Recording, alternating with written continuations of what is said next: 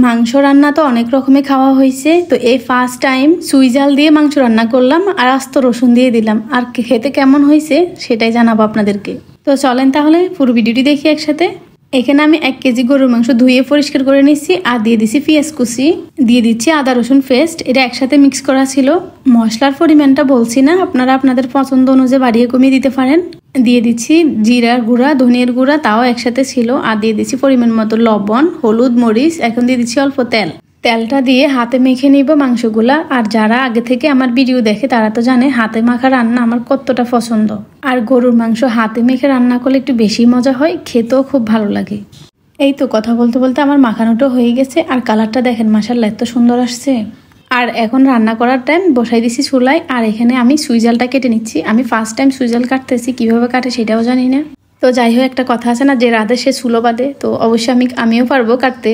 আর এটা যে এত শক্ত সেটা হয়তো আমার কাটা দেখেই বোঝা যাচ্ছে।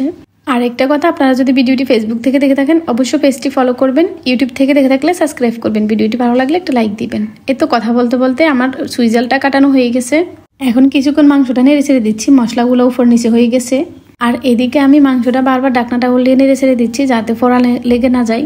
আবার কিছুক্ষণ রান্নার পরে এখন দিয়ে দিব চুই ঝালটা, যেটা আমি এতক্ষণ ধরে কাটাকুটা করছি। মাংসটা কষানোর টাইমে দিয়ে দিচ্ছি চুই ঝাল। কখনো আমি রান্না করিনি, তাই জানি না কোন টাইমে দিতে হবে, লাস্টে নাকি ফার্স্টে, সেটাও বুঝতেছি না। আর আপনারা কে কোথা থেকে আমার ভিডিও দেখতেছেন অবশ্যই কমেন্ট করে জানাবেন। আমি এখন পর্যন্ত কোনো পানি দিনে, এখন মাংস থেকে যে পানিটা বের হয়েছে ওটার মধ্যেই রান্না করতেছি, বাড়তি কোনো পানি দিবই না। বেশ কিছুক্ষণ রান্নার পরে কালারটা দেখেন, মাশাআল্লাহ এত সুন্দর আসছে। ভিডিও করার ফাঁকে ফাঁকে আমি অনেকবারই ঢাকনাটা উল্টিয়ে নেড়ে ছেড়ে দিছিলাম যাতে ফোড়া না লেগে যায়, যেহেতু আমি পানি দিই নেই। রান্নাটা আমি খুবই কম আঁচে রান্না করছি। আবার দেখে দিব আরো কিছুক্ষণ রান্না হয়ে আসার জন্য। আবারও বেশ কিছুক্ষণ রান্নার পরে এখন ঢাকনাটা উল্টিয়ে দিচ্ছি আর কিছুক্ষণ নেড়ে ছেড়ে এখন দিয়ে দিব আস্ত রসুনটা, যেটা আমার সবচেয়ে বেশি পছন্দের।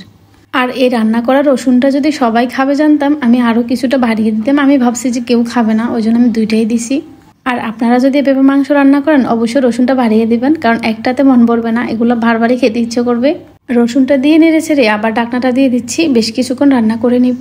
রমজান মাসে চেহারিতে গরম ভাতের সাথে এরকম মাংস রান্না করা থাকলে আর কিছু লাগে? আমার তো কিছুই লাগে না। আর আস্ত রসুন দিয়ে তো খাইতে আরো বেশি মজা হয়। এই তো আমার রান্নাটা শেষ এখন। আর কালারটা এত সুন্দর আসছে, দেখেই মন ভরে যাচ্ছিল।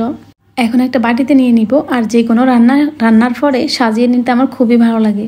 আপনারা হয়তো খেয়াল করছেন আমার পেজে যে পিকচার আপলোড দেওয়া আছে সবগুলো খুবই সুন্দর করে সাজানোর চেষ্টা করছি আমি। তো যাই হোক, আপনাদের কেমন লাগছে অবশ্যই কমেন্ট করে জানাবেন। আর ভিডিওটি ভালো লাগলে অবশ্যই একটা লাইক দিবেন। আর আজকে এই পর্যন্ত, সবাই ভালো থাকবেন, সবার জন্য দোয়া রইল। আল্লাহ হাফেজ।